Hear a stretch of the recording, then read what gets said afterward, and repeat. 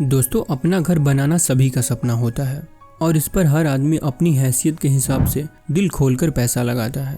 ऐसे ही आज हम आपको बताने जा रहे हैं दुनिया के 3 सबसे महंगे घर, जिनकी कीमत अगर जोड़ी जाए तो इतना पैसा इकट्ठा होगा जिससे एक छोटा सा देश बच जाए। तो बिना देरी किए चलिए देखते हैं ये घर और उनकी हैरान कर देने वाली कीमतें। नंबर 3 पे है विला लियोपोल्ड। दोस्तों, यह दुनिया भर में तीसरा सबसे महंगा घर है।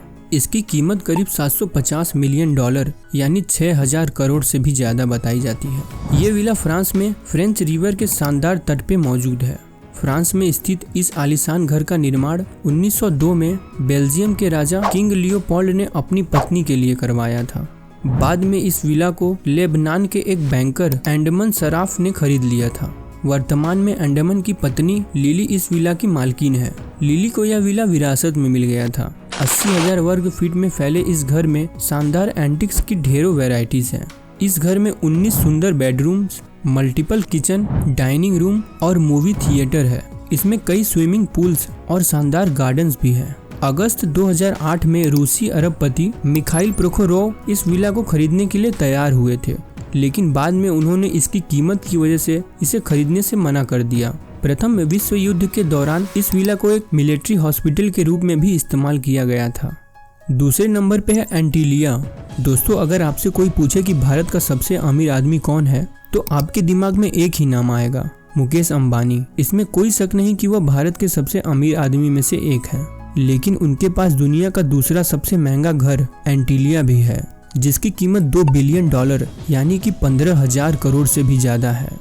एंटीलिया के कंस्ट्रक्शन का काम 2006 में BE Bilimoria and companies limited को दिया गया था, जो 2010 में बनकर तैयार हुआ।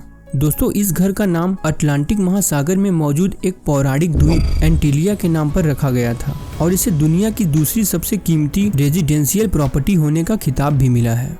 एंटीलिया के अंदर हर मंजिल एक दूसरे से यूनिक है और हर एक मंजिल के कमरों के लिए अलग अलग पैटर्न है। सभी मंजिलों में कीमती पत्थर, संगमरमर और मदर ऑफ पर्ल्स जैसी यूनिक मटेरियल्स का इस्तेमाल किया गया है। एंटीलिया में कोई भी 2 मंजिल आपको एक जैसी नहीं मिलेगी। दोस्तों, ये घर 5 स्टार होटल से भी उत्तम दर्जे का घर है। यहाँ पर सभी तरह की फैसिलिटी मौजूद है जो एक 5 स्टार होटल में दी जाती है। इस घर में एक योगा सेंटर, एक स्वास्थ्य स्पा, अलग अलग पूल्स, डांस स्टूडियो आदि जैसी कई सारी सर्विसेज प्रदान की गई हैं। यहाँ कामकाज करने के लिए 600 कर्मचारी मौजूद रहते हैं।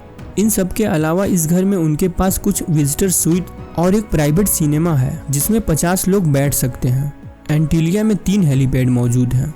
इसे इस तरीके से डिजाइन किया गया है कि यह रिक्टर स्केल पर 8 तीव्रता के भूकंप को भी आसानी से सहन कर सकता है। यहाँ गर्मियों के लिए एक स्नो रूम भी बनाया गया है। इस स्नो रूम में जाकर अंटार्कटिका जैसा आनंद लिया जा सकता है। बर्फ से बने इस रूम की खासियत यह है कि इसकी दीवारें स्नो फ्लैक्स भी बरसाती हैं।